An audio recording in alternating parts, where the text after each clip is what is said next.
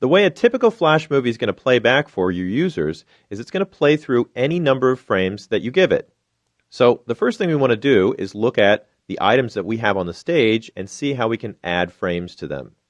Now I'm going to pick out the items in the photo montage layer. Currently that consists of just the bitmap that we placed there in the previous chapter. If I wanted to increase the duration or make sure that this photo is staying on the screen longer in our animation, I would pick out a point where I wanted to extend it to. Let's say frame 20. I can just click frame 20 in the photo montage layer, and we'll go up to our Insert menu, and under the Timeline selection, we can choose Insert Frame. Now this is something we're going to be doing a lot, so it's good to note the keyboard shortcut for this is the F5 key. When I click Insert Frame, you can see that a gray bar extends out to frame 20, which is what I had selected. Now let me click away from that, and we can see that that gray bar has a dot at the beginning and a square at the end. And we're going to refer to this as a span of frames. So our photo montage is going to span 20 frames. If you wanted to increase that span, you could simply just add more frames. I could go out here, say, to a couple frames past frame 20 and press my F5 key, and you can see that that simply extends the current range. If you'd rather use the mouse to drag things around, you can do so, but watch out because if you just click and drag on that square, you're going to create something completely different. So let me undo that.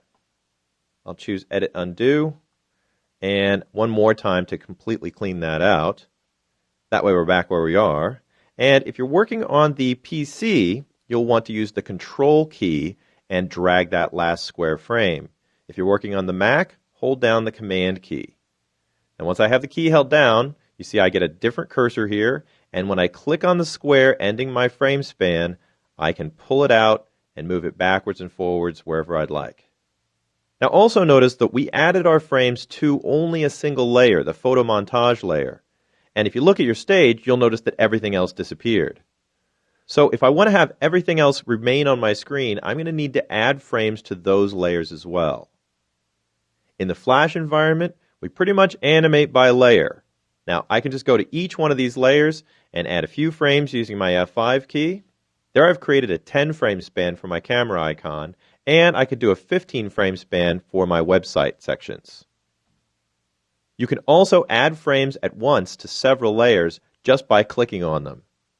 I can click right over here in my content panel layer, and I can either shift click down in my background layer. There you can see I've got 2 frames and 2 layers selected, or I can click and drag down a little bit to accomplish the same thing.